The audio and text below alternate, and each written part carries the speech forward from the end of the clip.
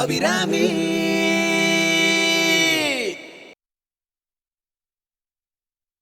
வெக்கப்படாம சாப்பிடுங்கன்னு சொல்றது வேற, வெக்கமில்லாம சாப்பிடுங்கன்னு சொல்றது வேற.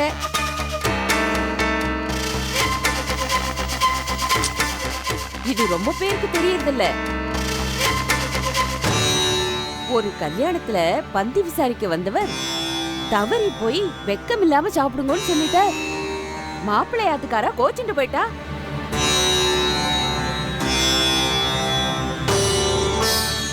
சம்பந்தி, இன்னும் கொஞ்சம் சாதம் போட்டுக்கோங்க. இந்த அரிசி இருக்கு பாருங்கோ, அதுதான் நம்ம கர்மாவை நிர்ணயிக்கிறது தெரியுமோ. அரிசிக்குள்ளதா மீண்டும் பிறவி எடுக்க வேண்டிய ஆத்மாக்கள்லாம் இருக்கான். போன ஜென்மத்துல புண்ணியம் பண்ணியிருந்தா அந்த ஆத்மா இருக்கிற அரிசியே ஒரு மகாராஜா சாப்பிடுறார். அந்த ஆத்மா அவருக்கு பிள்ளையா பிறந்து சுகத்தை அனுபவிக்கிறது. போன ஜென்மத்துல பாவம் பண்ணவனா இருந்தா அந்த ஆத்மா உள்ள அரிசிய பிச்சைக்காரன் சாப்பிடுறான். அவனுக்கு மகனா பிறந்து அந்த ஆத்மா கஷ்டப்படுறது. நீங்க போன ஜென்மத்துல புண்ணியம் பண்ணிருக்கணும். அதனாலதான் எங்களுக்கு சம்பந்தியா எங்காத்துல இலை போட்டு சாப்பிட்டு இருக்கேள்.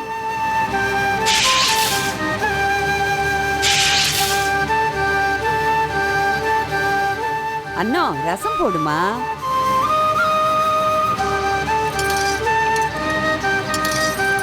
இந்த ரசம் இருக்கே சுவாமி, அதை தெளிவா சாப்பிடணும்.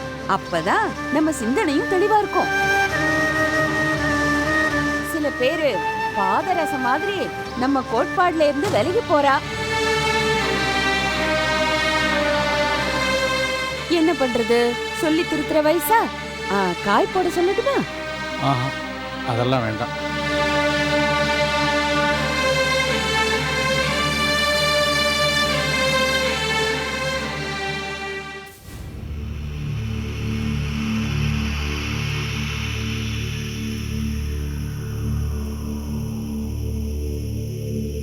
சம்பந்தி, இந்த தயிர் இருக்கே ரொம்ப தூய்மையானது.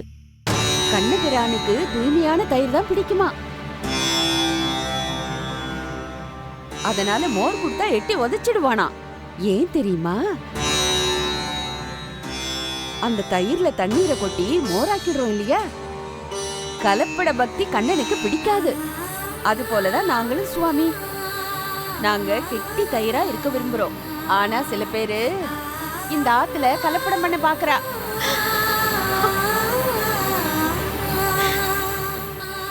அண்ணா, மாமாவுக்கு ஊறுகாய் போடுமா?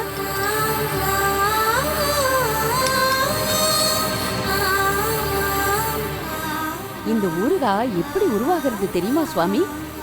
காட்டு மாங்காயும் கடல் உப்பும் சேர்ந்தா ஊறுகாய். எங்கேயோ இருந்த நீங்களும் நானும் சம்பந்தம் வச்சுட்டு இருக்கோமே, அந்த மாதிரி. எங்கேயோ இருந்த நீங்களும் நானும் சம்பந்தம் வச்சுட்டு இருக்கோமே, அந்த மாதிரி.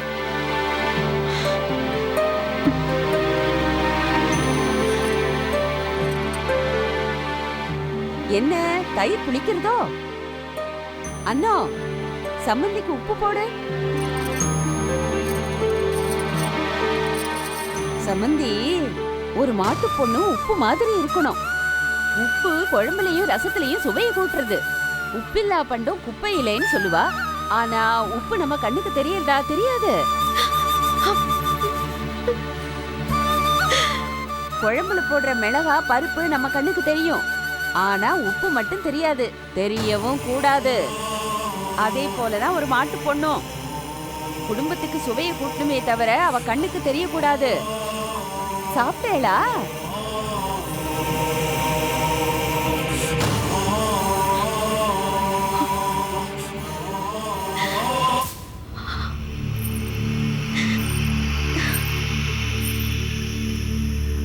கையை காயப்படாது, எழுந்து கையலம்புங்கோ.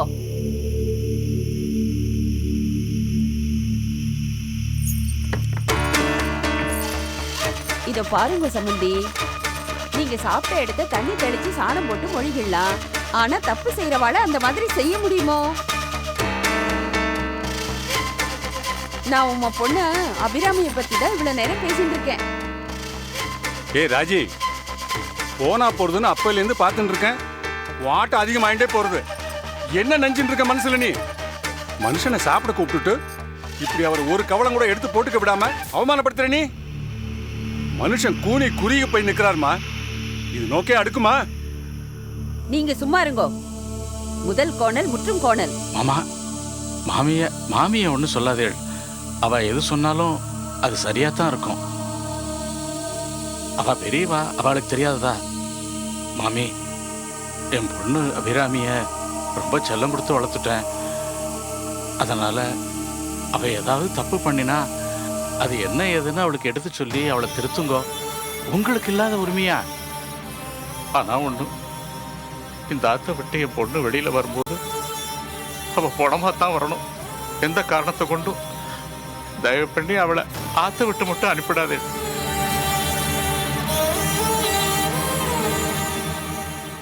என் பொண்ணு என்ன தப்பு பண்ணியிருந்தாலும் அவள் சார்பா நான் மன்னிப்பு கேட்டுக்கிறேன். அவளை தண்டிச்சிடாதே.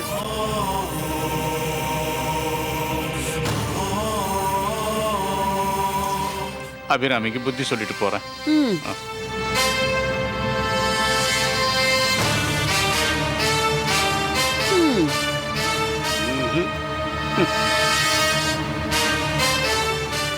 அண்ணா, என்ன பாத்துட்டு இருக்க? இலையை எடுத்துட்டு சாணி போட்டு மொழி சொல்லு. சரிம்மா.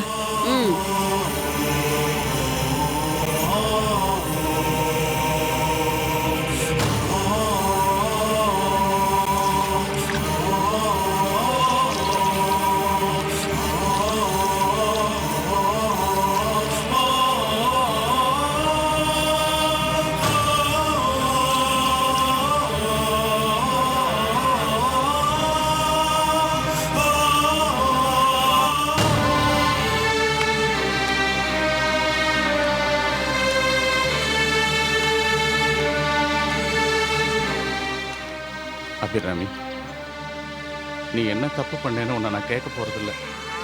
ஆனா நீ பண்ண ஏதோ ஒரு காரியம் பாட்டி மனசை ரொம்ப காயப்படுத்திருக்கு. பொதுவா வயத்துல அடிப்பான்னு சொல்லுவா. உன் பாட்டி சோத்தாலேயே என் வயத்துல அடிச்சுட்டா. நான் தப்பு பண்ணிருப்பேன்னு நீங்க நினைக்கிறீங்களா? நான் என்ன நினைக்கிறேங்கிறது முக்கியம் இல்லைம்மா. உன் புக்காத்துல எல்லாரும் அடிக்கடி என்ன நினைக்கணும், பொண்ணை என்னம்மா வளர்த்துருக்கான்னு. அப்பா, உங்களுக்கு ஞாபகம் இருக்கா? பல வருஷங்களுக்கு முன்னாடி காலனியை சேர்ந்த குப்புசாமி குடும்பத்தை நம்ம ஆத்துல வச்சு ஆதரிச்சலே. ஆமாம்மா, அதை மட்டும் அப்படியே விட்டுருந்தா மேல் ஜாதி கீழ் ஜாதி சண்டையில அந்த குப்புசாமி குடும்பமே செத்துருக்குமா. அவளுக்கு ஆபத்துன்னு தெரிஞ்ச உடனே ஜாதி கூட பார்க்காம நீங்க அவளுக்கு உதவி செஞ்சிருக்கேன் இல்லையா? என் கண் முன்னாடியே அடிபட்டு கடந்த கந்தனுக்கு நான் உதவி செய்யக்கூடாதா? நியாயமா பார்த்தா அவனுக்கு அங்கேயே உதவி பண்ணிருக்கணும். ஆனா இந்த மாளிகை ஆத்து மாட்டு போனா என்னால அது முடியல. அதனாலதான் ஒரு மனசாட்சி உள்ள மனுஷியா அவ ஆத்துக்கே அழிச்சுட்டு போய் அங்க வைத்தியம் பண்ண வச்சேன். ஓ, அப்போ நீ அவ ஆத்துக்கு போனதுக்கு தான் பாட்டி கோச்சிருந்தாளா?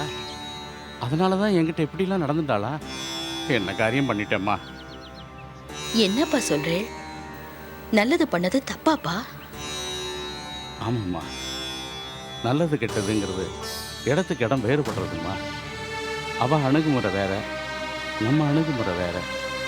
பார்க்கப்பட்டு போன குடும்பத்துக்கு தகுந்த மாதிரி வாழ தெரிஞ்சுக்கணுமா.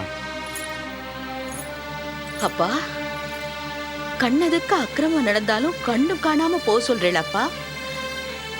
வலிக்கிறதுப்பா.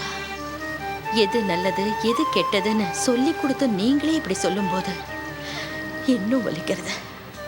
அம்மா அபிராமி, நீ சொல்ற நல்லது கெட்டத ஒரு சாதாரண சமயக்காரனா இருந்து என்னால சொல்ல முடியுமா? ஆனா 2 பொண்ணுங்களை பெத்து ஒரு பொண்ணோட வாழ்க்கை முடிஞ்சு போய் இன்னொரு பொண்ணோட வாழ்க்கை எங்க பறி போயிடுமோ அப்படின்னு பயப்படுற ஒரு தோப்படாரா என்னால சொல்ல முடியாதுமா. அப்பா, உன்னை கையெடுத்து கும்பிடுறம்மா. நீங்க இப்ப கையெடுத்து கும்பிடணும்? தப்பு பண்ணவளே சும்மா இருக்கும்போது என்ன பண்றதுமா? பொண்ணை பெத்துட்டேனே, பொறுத்து தானே போகணும். இதை பாருமா, நீ என் பொண்ணு தான். இருந்தாலும் நீ வாக்கப்பட்டு மாட்டு பொண்ணா வந்திருக்கிற இவா பரம்பரை ரொம்ப வசந்த இடம். உன்னால அவ குடும்பத்துக்கு பெருமைகள் தான் வந்து சேரணுமே தவிர அவ சம்பிரதாயத்துக்கு எந்தவித பங்கமும் வந்துடக்கூடாதும்மா. நன்னா இருக்குப்பா நீங்க சொல்றது. செத்து போனவாளுக்கு தவசம் பண்ண சொல்ற இந்த சம்பிரதாயம் உயிருள்ளவாளுக்கு உதவி பண்ணக்கூடாதுன்னா அது எந்த வகையில நியாயம்? உடைச்சு எரிய வேண்டாம். இதான் இந்த கோபத்துக்கு தாமா நான் பயப்படுறேன். இது கோவம் இல்லப்பா, சத்தியம். மனசாட்சியை தவிர வேற எதுக்குப்பா பயப்படணும்? உன் கேள்விக்கு பதில் சொல்றதுக்கு என்கிட்ட வார்த்தைகள் இல்லைம்மா. என் கண்ணீர் தான் அதுக்கு பதில். இது பாருமா அபிராமி, உன் தங்க வாழ்க்கையை நினைச்சு அழுது அழுது நான் பாதி நடப்பணம் ஆயிட்டேன். இங்க உன் வாழ்க்கையாவது சந்தோஷமா இருக்கேங்கிற நம்பிக்கையில தான் நான் கொஞ்சமாவது நடமாடிட்டு இருக்கேன்.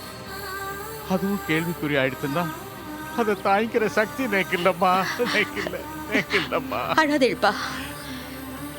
சரி, இப்ப என்ன? அவளை எதிர்த்து பேசக்கூடாது. அவ சொல்ற எல்லாத்துக்கும் தலையாட்டின்னு பொறுத்து போனோம், அவ்வளவுதானே? சரிப்பா, நான் செய்யறேன். ஆனா அவகிட்ட நல்ல பேர் வாங்கறதுக்காக நான் இதை செய்யலப்பா. நீங்க அப்படி நினைச்சிடாதே. நீங்க முக்கியம். நீங்க அழாதே. இனிமே நான் உங்க கண்ணில் ஒரு சொட்டு கண்ணீரை கூட பார்க்க கூடாது. என்னால பார்க்க முடியாதுப்பா. அபிராமி, போதும்மா, இந்த ஒரு வார்த்தை போறோம். உன்னை பொண்ணா பெற்றதுக்கு நான் ரொம்ப புண்ணியம் பண்ணியிருக்கேன்டா. அண்ணா வணக்கம். பாபுரமே, என்ன இந்த நேரத்தில் வந்திருக்க? நான் பிராந்தியெல்லாம் விற்கிறது இல்லையே. என்னண்ணா இது? நானே நொந்து போய் வந்திருக்கேன். வீட்டில் அரிசி இல்லை, 1 கிலோ அரிசி கட்டுங்க. முதல்ல காசை வெட்டுங்க. காசு எடுத்துகிட்டு வர மறந்துட்டேன். நீங்கள் அரிசியை கொடுங்க, நான் காலையில் காசு கொடுத்துட்றேன். காசு இருந்தால் அரிசி தரேன். காலையிலேருந்து குழந்தை ஒன்றுமே சாப்பிடல. நீங்கள் அரிசியை கொடுங்க, நான் காலையில் காசு கொடுத்துட்றேன். விளக்கு வச்ச பிறகு யாருக்கும் கடன்லாம் கொடுக்கறதில்ல. முதல்ல காசோட வா, அப்புறம் அரிசி தரேன். எனக்கு 1008 வேலை இருக்கு.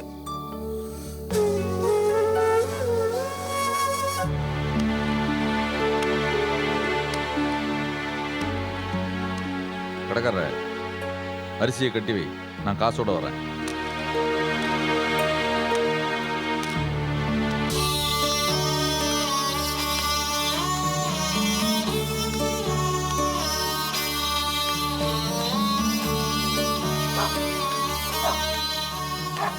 குழந்தை பாவம் பசிங்கிறா.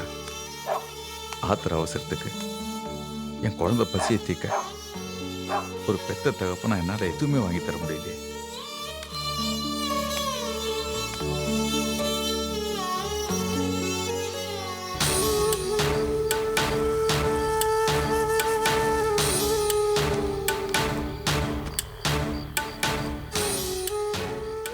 என்ன பண்றது?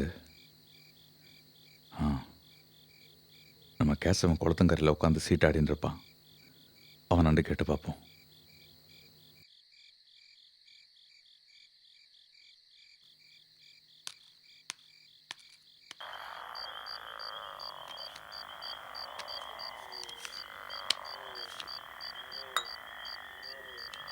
இல்லை, நல்ல சீட்டா போடுறா. விட்ட காசை பிடிக்கணும். ஆமா, போட்டாலும் சோக்கர போற லூசு தானடா நீனு. ஆள பாரு. கேசவா, டேய், பரம வந்துருக்காண்டா.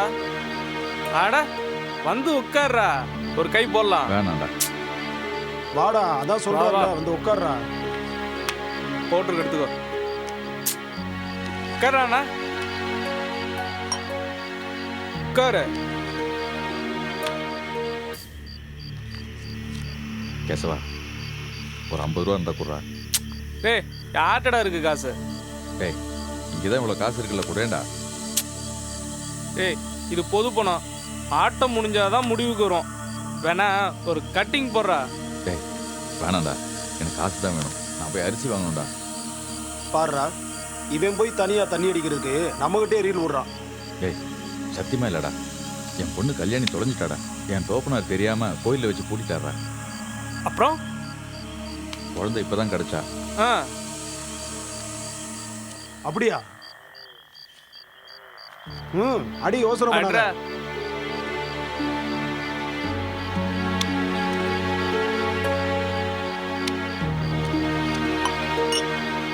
இந்தா இன்னொரு கட்டிங் போடு. ரொம்ப கம்பல் பண்ணாத. டேய், வேணாம், வர்றா, நான் போகணும்.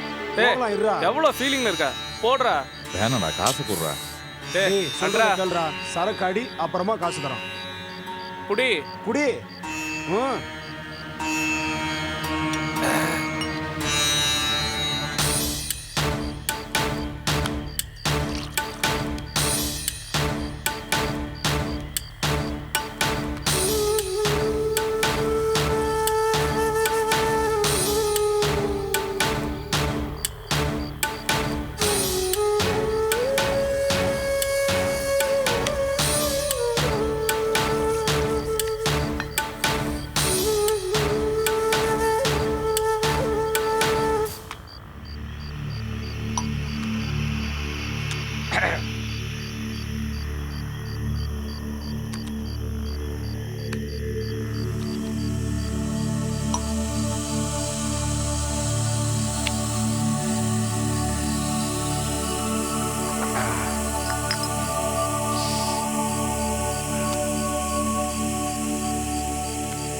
டேய், காசு கொடுறா, நான் கிளம்பணும்.